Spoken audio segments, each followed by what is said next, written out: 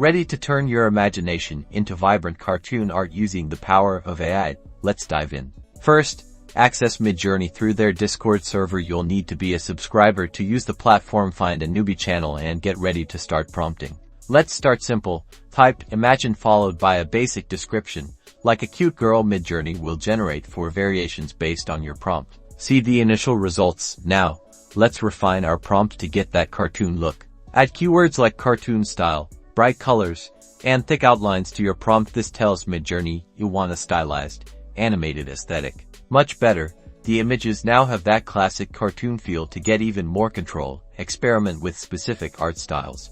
Try mentioning a specific animation studio, like Pixar style or Disney style. This helps Midjourney emulate their signature look. Add descriptive words like friendly and detailed for added character.